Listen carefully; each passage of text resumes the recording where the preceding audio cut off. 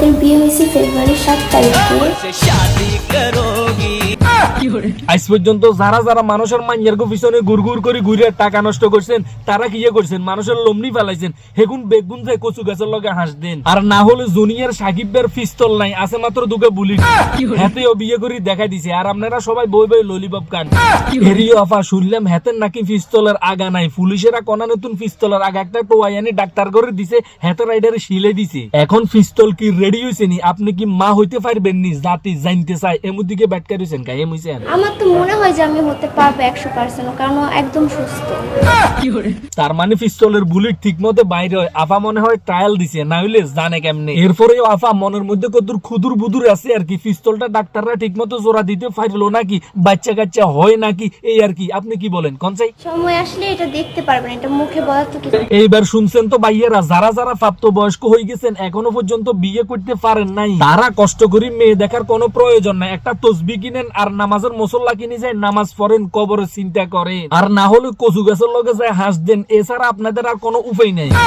অনেকে তো বলতে পারেন সাদেক ভাই এই জুতার কাটা কেডা, আমরা তো তারে চিনি না। তাহলে কতদূর এই ভিডিওটা চাইলেন? কারণ এটা তো দুটুকরা করে ফেলছিল, কারণ আমার বাকি অংশটা কিন্তু ওর হাতে ছিল। ইয়ো ভাইয়েরা এইবার চিনছেন তো, এটা হচ্ছে কি আমাদের বাংলাদেশের কিংবদন্তি জুনিয়র সাকিব খান। সাকিব খান জাতি জানতে চায় তুমি কি শিকারে তালাক দিছনি? না হলে শিখে আগে তো তোমার পিস্তল কাটছে, এইবার বাইরে হইয়া এসে তোমার পিস্তলের বুলিটও কাটিয়ে লাইব। ওটা তো ডিভোর্স হয়ে গেছে আরো আগেই। ও আচ্ছা, কাম তো আগে সারাই দিছ। তুই বেড়ে একটা শয়তান, আগে করছো তো এক শয়তানের লগে সংসার, এখন তো হচ্ছে আরেক শয়তান। এটা আগেও করতো শয়তানি। ও ভাইয়েরা চাইলেন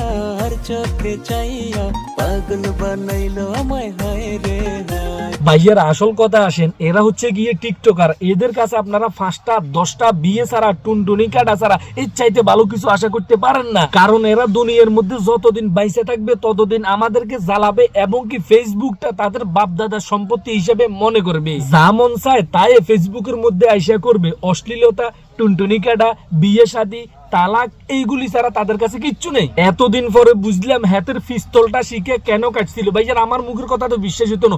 মুইছেন আমাদের বিয়ে হয়েছে ফেব্রুয়ারি 7 তারিখে, আর আমার জন্যই শিখা ওর এরকম ক্ষতি করছে।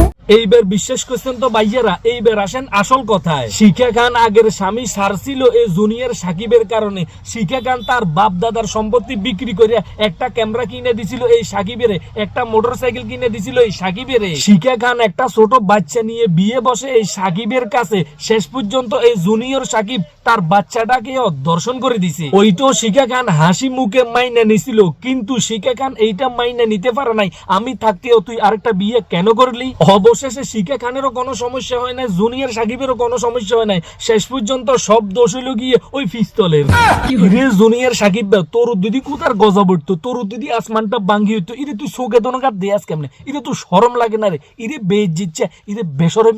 এখন তোর এই বউ নিয়ে তুই তো ব্যবসা করবি, সেটা আমাদের জানা আছে। এখন জাতি জানতে চায় জাতির কাছে তোর কি কোনো ছাওয়া পাওয়া আসেনি? ওহে মুইছেন দোয়া করবেন যেন আমরা ছোট মানুষ, ছোট একটা সংসার হয়েছে যেন ভালো কাটে, এটাই দোয়া করব। ভাইয়ের আসল কথা আসেন, একটা মানুষের যদি ক্যারেক্টার খারাপ হয় তার ভবিষ্যৎও খারাপ। যতদিন পর্যন্ত এই জুনিয়র সাকিব তার অশ্লীলতা ছাড়তে পারবে না, তার নজর ঠিক করতে পারবে না, ততদিন পর্যন্ত তার পিস্তলটা কোনো সুরক্ষিত নেই। কারণ আগের বউ তার পিস্তল কাটছিল তার বদমাইশির কারণে, এই বউ তার পিস্তলের বুলেট কাটে দিব যদি আবার কোনো বদমাইশি দেখে। ভাইয়ের একটা কথাই আছে না, কুকুরের লেজ 12 বছর সুঙ্গের ভিতরে রাখলে কখনো সোজা হয় না। এই শয়তানগুলিও কখনো সোজা হবে না। সবাই ভালো থাকুন, সুস্থ থাকুন, নিজের প্রতি খেয়াল রাখুন, মা বাবার প্রতি খেয়াল রাখুন। যদি এই ভিডিওটি ভালো লাগে অবশ্যই শেয়ার করুন।